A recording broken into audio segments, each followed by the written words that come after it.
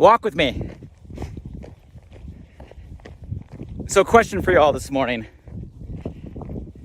Have you ever had an extremely powerful just moment of clarity? I know you know what I'm talking about. I'm not crazy here. Like an epiphany, an aha, an instant moment where a thought just somehow entered and it's like, boom, everything just made sense. How many of you have had that experience before? I love the whole concept of just thoughts in general, like where the heck do they come from? And how in one instance you don't have it, and literally an instant later you have this thing called a thought that comes from somewhere, somehow, and boom, everything can shift. It's fascinating just in itself, thoughts, but what I'm talking about is really that, a thought. But sometimes those thoughts are extremely powerful. They're the right thing at the right time. And exactly what you're looking for, or maybe something you didn't even know you were looking for until it came. So I'm asking all of you this morning, obviously for a point. I had one of those extremely powerful moments of clarity this past weekend in a, let's just call it, extremely interesting, very interesting place that I want to share with all of you. Hold on. Morning.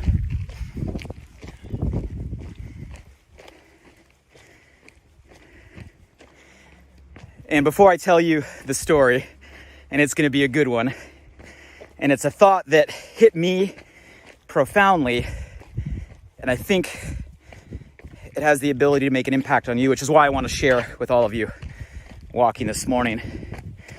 But before the story, you know I'm going to ask, who's by my side this morning? How are we doing? How are we feeling?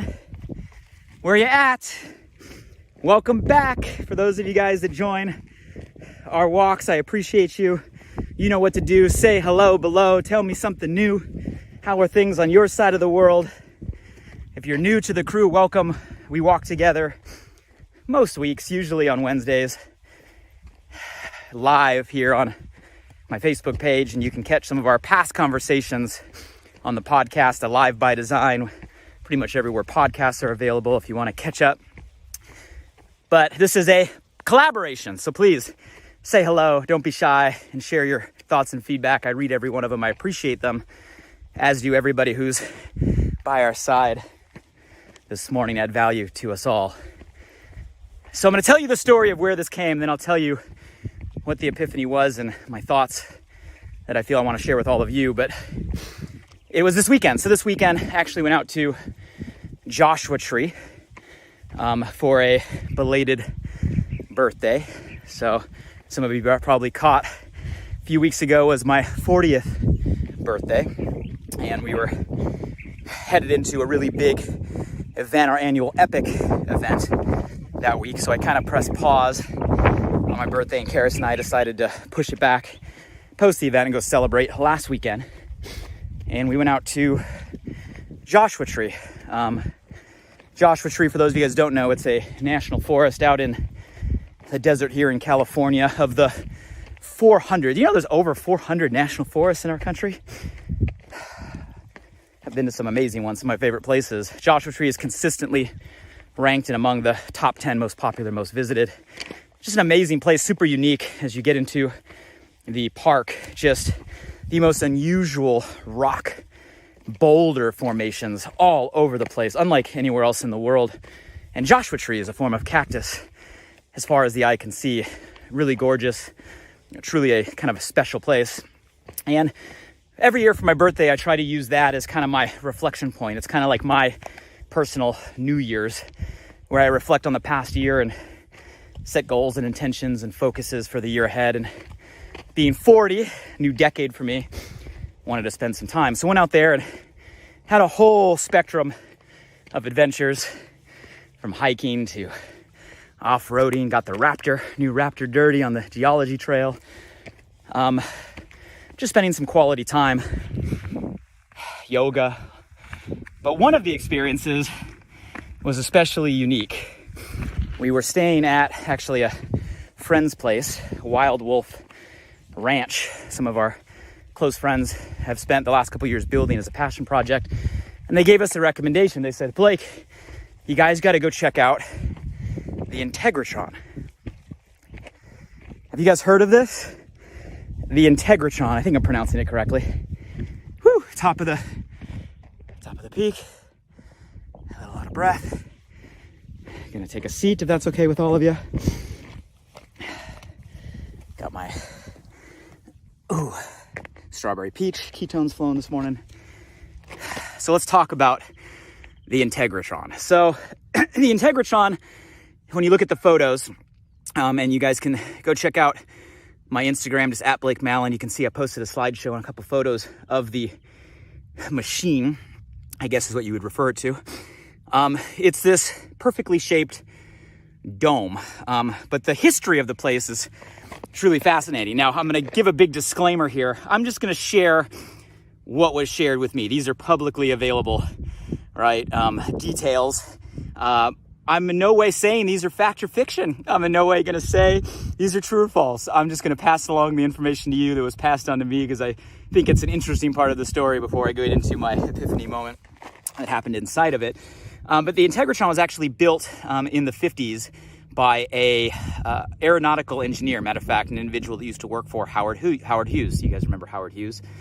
And the way the story goes is he was inspired to build this specific machine in this specific place because he had a really unique experience. And the way he tells the experience is one night, somewhere in the 50s, he was actually abducted by aliens. People from Venus, actually, to be specific. He called them Venusians, I believe. True story. And in the conversation, so he describes, they were saying just humans just aren't smart enough. That's the problem. You know, human beings just aren't smart. And the reason we're not smart enough is we don't live long enough. And so the way he tells the story is when he was speaking with these people from Venus, they gave him very specific instructions to build a machine that would extend our human lifespan. And they gave him the exact blueprint and the exact coordinates of where to build this. And so fast forward, he ended up spending most of his life building what is now called the integratron. And it's a crazy, crazy, crazy structure. And I'm not going to do it justice describing all of it. Not only is it a perfectly shaped dome, it's actually was built with zero metal, all entirely out of wood, which is crazy and fascinating how they built a perfectly shaped dome strictly out of wood. It was actually the same wood that built the spruce goose because he was the engineer that was helping build the spruce goose. And it was designed actually to spin on the outside and conduct an electrical current and funnel through this machine. And I'm not going to do it justice on the engineering behind it, but it's fascinating when you see it. And the concept was when the machine was done, if you stood on one side at a certain time, it was going to conduct a certain amount of electricity. And for every 10 seconds you were in the machine, it would reverse your cellular age 10 years. And this is what he spent his life building. And you fast forward, the individual actually spent years building this, never completed it, and then had a sudden heart attack. And instantly, all of his work that was going into the integratron was taken. It disappeared. And that's the conspiracy of whether that was government or theft or the people from Venus. Nobody knows where it went. And so this machine is left unfinished. And now you can go there and they conduct sound baths. For those of you guys that are familiar with sound baths, kind of a cool meditative experience where they play vibrations of crystal or quartz bowls. That creates an amazing sound, a very unique sound, and also a frequency or vibration. It's very meditative, very relaxing. And they opened it up for a few of us this past weekend, and we had a private sound bath inside the integratron.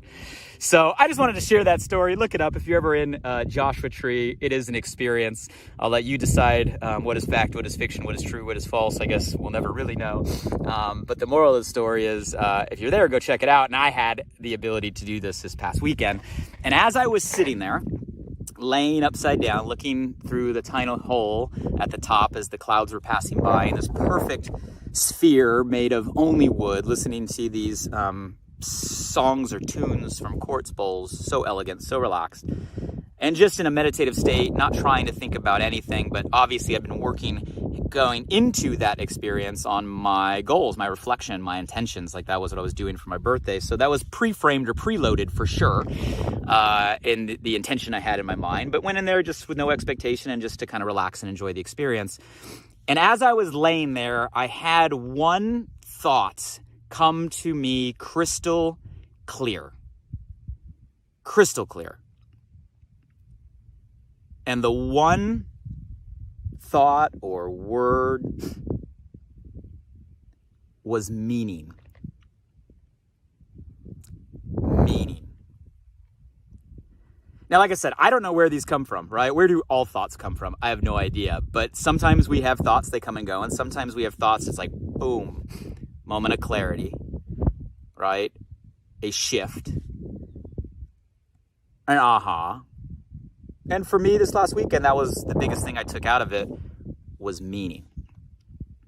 Now, let me take that a few steps further, because I've had a chance to reflect on, okay, what do I mean by the word or feeling of meaning? And I think it has to do with everything. You know, if we think about what we focus on, you know, I was setting my goals, right, for the year and for the decade. We think about what we strive for. What are you striving for right now? What are you focused on right now, right? What are your aspirations, ambitions, right, goals right now? And I hope you have them. If you're watching this, I'm sure you probably do. We've had enough conversations in that direction, hopefully to inspire you to think in some way forward.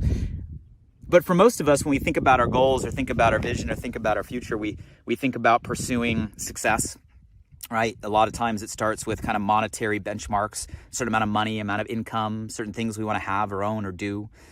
You know, so there's a whole bucket of achievement, right? That is okay. There's nothing wrong with that. But a lot of times that's where we put our focus or our intention. And you know, often we try to balance or sometimes even shift from a focus of achievement to a focus more on happiness, right? We want to be happy, right? We want to enjoy. We want to have fun, right? A fulfillment piece.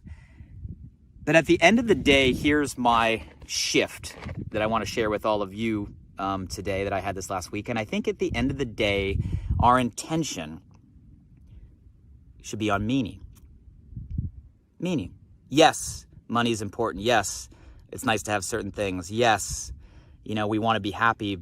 But I think above all of that comes meaning.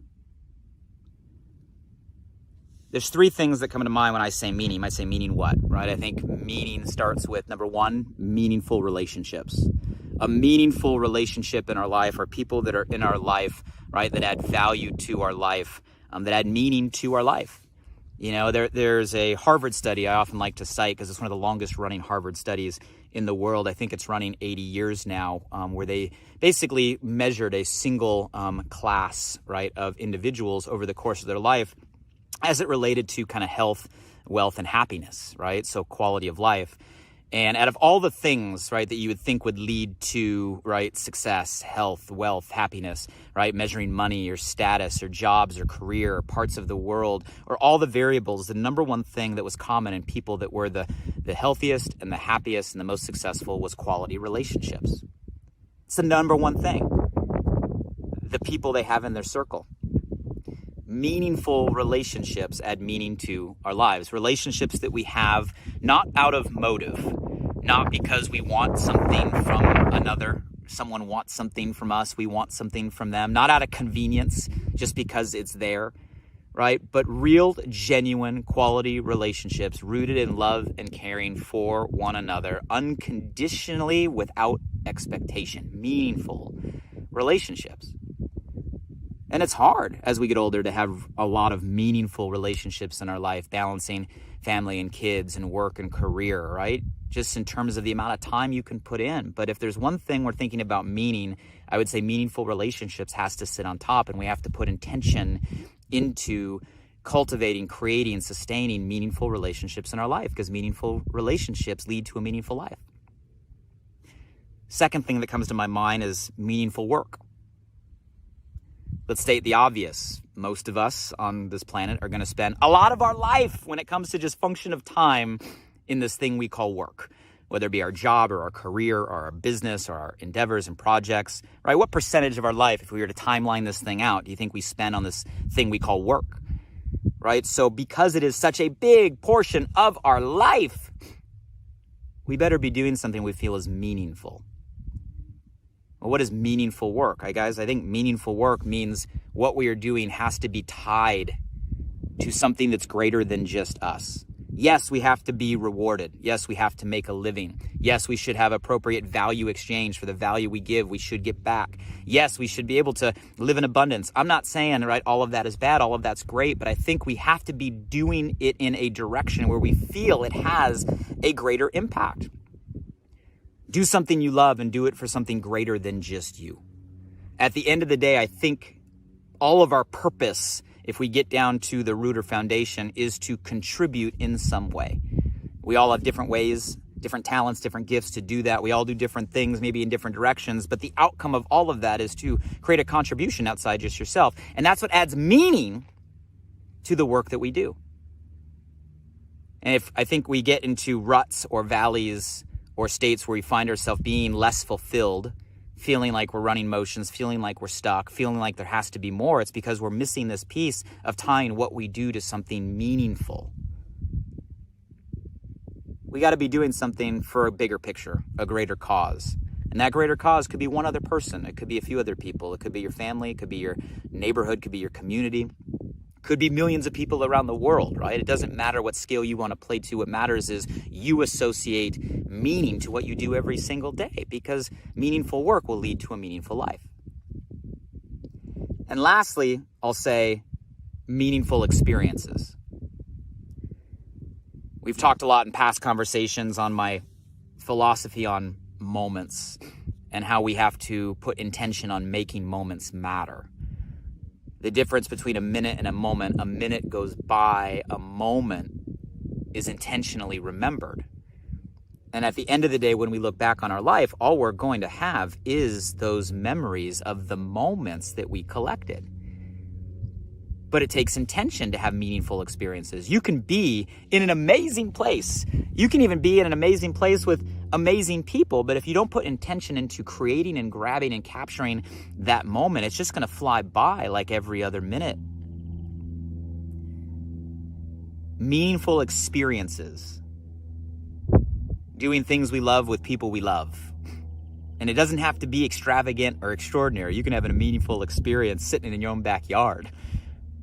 It all comes down to the intention, but those meaningful experiences at the end of the day, I think, lead to a meaningful life. So those are my thoughts. Meaning was the word. Wherever the thoughts come from, in a place it was clear.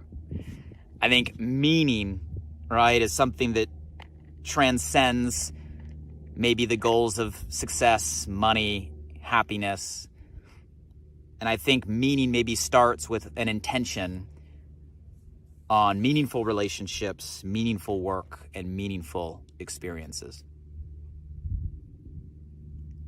Thoughts inspired by the integratron, built by the person that got abducted by aliens.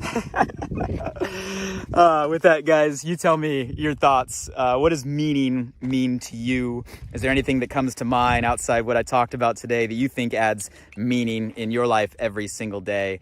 And my challenge to you is to maybe reflect this week on that word meaning. What can you do this week to invest some time, some intention on some meaningful relationships in your life? What can you do within your work right now? What type of impact are you making directly and indirectly? And can you feel that meaning in what you do? Can you infuse that meaning in what you do? I think that'll turn what you do from being a transaction to a transformation, right? By attaching meaning to what we do. And when it comes to the experiences, make sure you pause and turn minutes into moments with that intention to create meaning. Because I think at the end of the day, meaningful relationships, meaningful work, meaningful experiences, you can't help but have a meaningful life.